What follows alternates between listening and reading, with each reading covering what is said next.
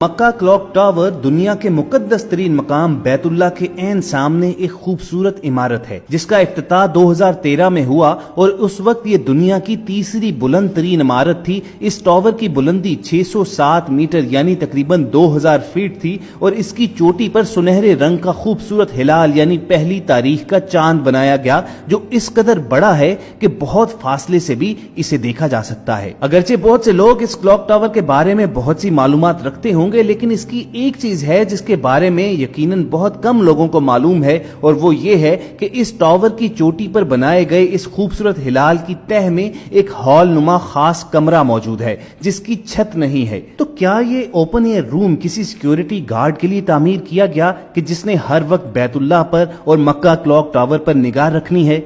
तो दोस्तों ऐसा हरगिज नहीं है, बल्कि ये ओपन एयर हॉल सिर्फ अल्लाह ताला की इबादत के लिए मुख्तस किया गया है। इस वक्त ये हॉल दुनिया भर में इबादत की बुलंद तरीन जगह है। आप इसे दुनिया की बुलंद तरीन मस्जिद भी कह सकते हैं। जमीन से 2000 फुट बुलंद मक्का क्लॉक टावर के सबसे बुलंद मकाम पर सुनहरी हिलाल की बुनियाद में जो खास कमरा बनाया गया है, इसे कायनात के खालिक की इबादत के लिए वक्फ किया गया है। इमारत की तामीर के लिए काम करने वाले इंजीनियर्स का कहना है कि इसकी मंसूबाबंदी करने वाले चाहते थे कि काबतुल्लाह के पाकीज़ा और रूह परवर नजारे के साथ नमाज की अदायगी के लिए जगह तामीर की जाए, जिसकी तकमील के लिए बुलंद तरीन मकाम पर वाक़े हिलाल के अंदर ये खास कमरा बनाया गया जहां मुसलमान बारी ताला की अजमतों का इतराफ करते हैं और उसके सामने सरबसजूद होते हैं। मक्का क्लॉक टावर के इस ओपन एयर हॉल यानी दुनिया की बुलंद तरीन मस्जिद तक रसाई के लिए एक तेज रफ्तार लिफ्ट के जरिए जाना पड़ता है। लिफ्ट का सफर खत्म होने पर आपको 18 मीटर का फासला पैदल तय करना पड़ता है और फिर आदमी इस हिलाल के अंदर बने इस कमरे में पहुंच जाता है जिसकी छत ना होने के बायस इसमें से आसमान साफ नजर आता है और अगर यहाँ से नीचे देखें तो बाकी इमारतों के साथ साथ आपको खाना काबा भी नजर आता है। इस कमरे तक पहुंचने का एक मुतबादल चेयर लिफ्ट भी है जिसे दुनिया की बुलंद तरीन चेयर लिफ्ट होने का एजाज हासिल है। ख़वातीन व हज़रात, मक्का क्लॉक टावर की तमाम अतराफ में नस्ब किए गए घड़ियाल इस कदर बड़े साइज के हैं कि इनमें से हर एक 43 मीटर जगह घेरता है और इन घड़ियालों की हर एक सुई का वजन 1.5 मैट्रिक टन के बराबर है। इस टावर की खूबसूरती को रात के वक्त मजीद 4 चांद लग जाते हैं जब इसमें नस्ब की गई 20 लाख LED लाइट्स रोशन की जाती हैं और पूरा टावर इन रंगारंग रोशनियों में नहा जाता है। ये रोशनियां 17 किलोमीटर के फासले से भी देखी जा सकती हैं। तो दोस्तों ये तो था इस सवाल का जवाब कि मक्का क्लॉक टावर की बुलंद तरीन जगह पर जो कमरा बनाया गया है वो किसके लिए मख्तस है। अमूमन ये कहा जाता था कि ये कमरा सिक्योरिटी टीम के लिए डेडिकेट किया गया है क्योंकि उन्होंने यहाँ इस बुलंदी से बैतुल्लाह और मक्का क्लॉक टावर पर निगाह रखनी होती है। इसी तरह ये भी कहा जाता रहा कि मक्का क्लॉक टावर का सबसे बुलंद तरीन कमरा बादशाह वक्त के लिए बनाया गया है कि वो कभी कभार इस बुलंदी पर आकर इस नजारे से लुत्फानंदोज होते हैं। मगर सही इंफॉर्मेशन यही है कि ये कमरा बादशाहों के बादशाह अल्लाह ताला के इबादत के लिए मख्तस किया गया है और इस वक्त ये दुनिया की बुलंद तरीन मस्जिद करार दी जा सकती है। हम सब अपने नाजरीन को अगर मक्का क्लॉक टावर की तामीर के बारे में बताएं तो जरा सोचिए कि वो घड़ी कितनी फख्रो इम्बसात की घड़ी थी जब दुनिया इस्लाम के मुकद्दस तरीन शहर मक्का में दुनिया की सबसे बड़ी घड़ी की तंसीब के लिए बुलंद तरीन क्लॉक टावर की बुनियाद रखी गई। ये क्लॉक टावर मुसलमानों के मुकद्दस तरीन मकाम खाना काबा के पहलू में रुकने यमानी से चंद ही कदम के फासले पर मुकद्दस पहाड़ी सफा के पीछे सड़क के पार तामीर किया गया है।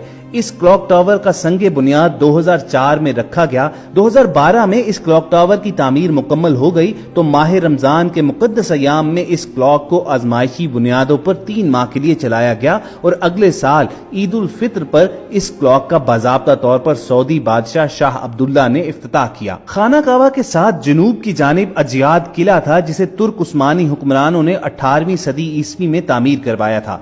बिल्कुल इस जगह पर सऊदी हुकूमत ने मौजूदा अजीम मंसूबे का प्रोग्राम बनाया जिसमें दुनिया के सबसे बुलंद क्लॉक टावर, हजारों रिहायशी कमरों के अलावा एक 5 स्टार होटल की तामीर का मंसूबा भी शामिल था। इस मंसूबे को अमली जामा पहनाने के लिए यहाँ पर पहले से मौजूद किले को मस्मार करना जरूरी था। 2002 में जब अजियाद किले की मस्मारी का काम शुरू हुआ तो तुर्क हुकूमत के माथे पर बल जरूर पड़े मगर सब कुछ बेसूद साबित हुआ क्योंकि उस वक्त तुर्की की बजाय खाना काबा की तवल्लियत सऊदी खानदान के पास थी और खादिम خادم حرمین شریفین کا تاج سعودی حکمرانوں کے سر پر سجا تھا۔ 8 سال تک مسلسل زیر تعمیر رہنے کے بعد جب 2012 میں اس کی تعمیر اپنے پایہ تکمیل تک پہنچی تو یہ زمین سے تقریباً 1972 فٹ یعنی 600 میٹر بلند تھا۔ اس ٹاور پر لگا ہوا کلاک زمین سے تقریباً 1750 فٹ کی بلندی پر نصب کیا گیا ہے۔ کلاک کے ڈائل ایریا کا رقبہ تقریباً 20,000 مربع فٹ ہے، جبکہ اس کلاک کے منٹ کی سوئی 72 فٹ اور گھنٹوں والی سوئی 56 فٹ لمبی ہے۔ کلاک کے اوپر